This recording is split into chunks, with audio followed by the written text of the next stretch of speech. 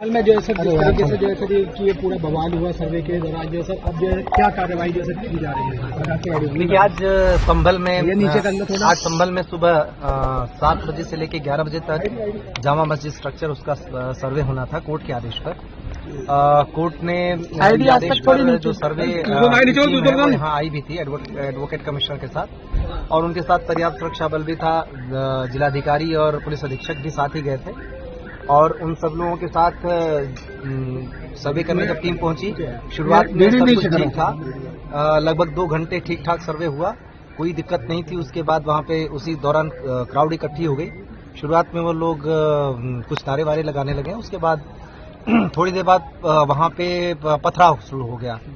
Police ने उन लोगों को दूर किया, हालांकि वो मस्जिद परिसर तक नहीं जाने पाए थे। पुलिस ने उनको दूर किया, और उसके बाद जब सर्वे कंप्लीट हुआ 11 बजे के थोड़ा सा बाद, जब टीम निकली सर्वे करने के बाद, तो उसके बाद उन्होंने खूब पथराव करना शुरू कर दिया।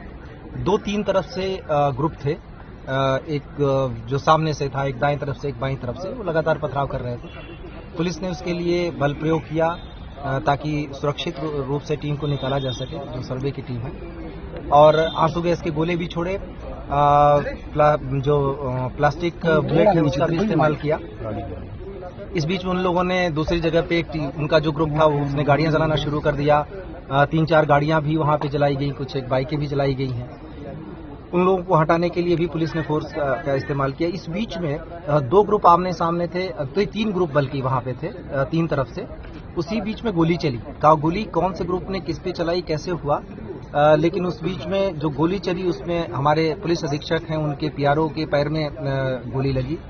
एक डिप्टी कलेक्टर का पैर फ्रैक्चर हो गया उसी हंगामे में। एक सीओ साहब के भी छर्रे लगे हैं, और करीब 15-20 जवान घायल हो गए हैं। एक कांस्टेबल के सिर में गंभीर चोट आई है। और इस गोलीबारी में जहां तक अभी तक कंफर्म हुआ, उसके हिसाब से 3 लोगों की मृत्यु भी हुई है। उन 3 लोगों के नाम है नईम, जो कोट करवी से है, बिलाल जो सराय तरीन से है, और नुमान जो हयात नगर सराय तरीन से है।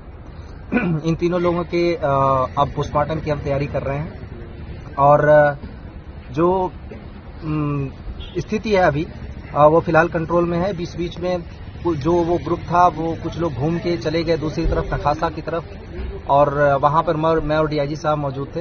वहां पे भी पथराव किया गया। हम लोगों ने उस भीड़ को खदेड़ा। बाद में एसपी और डीएम साहब भी आ गए थे। उस पथराव घटना में हमारी कोशिश रही कि उनमें से कुछ को पकड़ा जाए, और पकड़ा भी गया। उनमें 2 महिलाएं भी पकड़ी गई जो छत पर से पथराव कर रही थी, और काफी कुछ 5-6 लड़के भी पकड़े गए। अभी तक कुल मिला के जो अभी तक संख्या 15 लोगों के करीब डिटेन किया गया है। उन लोगों से पूछताछ चल रही है।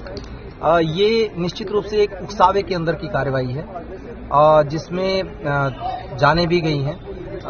ये सारे लोग नई उम्र के लड़के या तो थे या फिर महिलाएं थी। ये सारे लोग किसी न किसी उकसावे में आकर कर रहे थे, क्योंकि जो सर्वे का काम है वो कोर्ट के आदेश से पहली बात तो हो रहा है। दूसरी बात यह है कि सर्वे का काम पीसफुली चल रहा था, अभी तक कोई भी दिक्कत नहीं आई थी।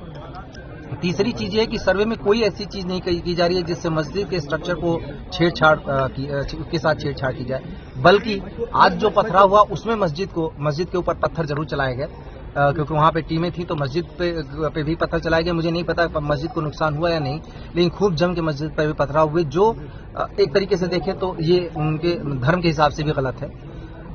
सभी को समझाने का प्रयास किया जा रहा है। सभी जनप्रतिनिधियों से भी हम लोग बातचीत में हैं, और बाकी लोगों से भी बातचीत कर रहे हैं। अभी तक स्थिति नियंत्रण में है, पूरी तरह शांत है, और आगे स्थिति नियंत्रण में ही रहे, कोई दिक्कत न हो, इसके लिए अभी हम सभी ने रणनीति बनाई है। फोर्स पूरी तरह बाहर से भी बुला ली गई है, सभी जगह फोर्स मौजूद है, और हम किसी भी तरीके की घटना इस तरीके की अगर कोई करता है या उकसावे की जो कार्रवाई कर रहा है उसकी भी पहचान कर रहे हैं, और उसको भी हम जल्दी ही कानून के दायरे में। सर, जामा मस्जिद के अलावा सर दूसरे इलाकों में भी जो सर पथराव हुआ है? हाँ, मैंने अभी आपको बताया कि जो एक एरिया था नखासा, जहाँ पे मैं और डीआईजी साहब दोनों मौजूद थे, वहाँ पे भी हुआ।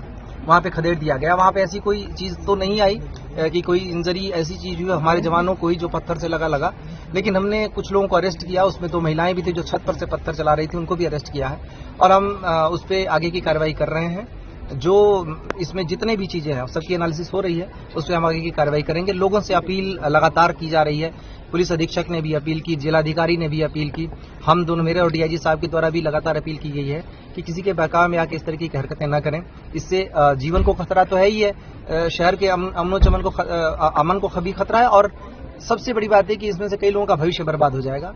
तो बेहतर हो कि कोर्ट की कार्रवाई कोर्ट के थ्रू जरिए ही रहे।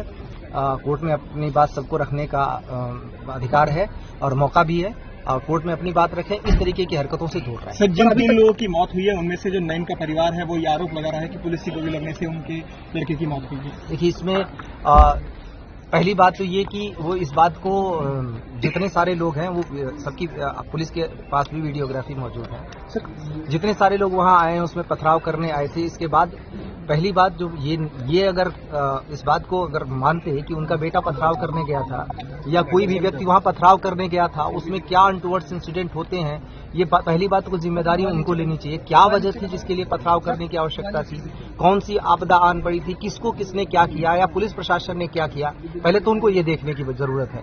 पथराव करने गए क्यों, एक। दूसरी बात यह है कि किसी ने कोई चीज नहीं देखा, साक्ष्य होंगे तो हमारे पास आएंगे, उन साक्ष्यों के आधार पर हम कार्रवाई करेंगे। मैंने जैसा आपको बताया कि 3 पक्ष आमने सामने थे, उन्होंने एक दूसरे के ऊपर क्या किया, उसमें फायरिंग हुई। अगर फायरिंग में कोई भी चीज ऐसी होती है कि पुलिस अपने पैर में गोली नहीं मार लेगी, ये सोचने की बात है।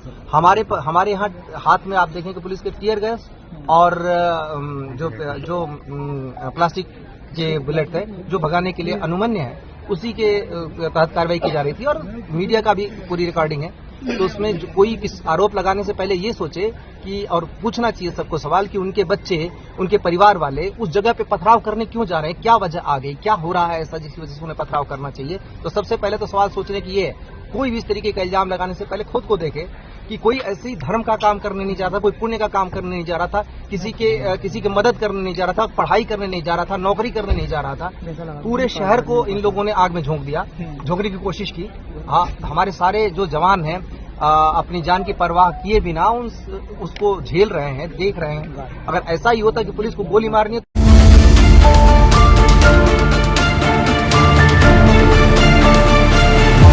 आप देख रहे थे CTV इंडिया न्यूज।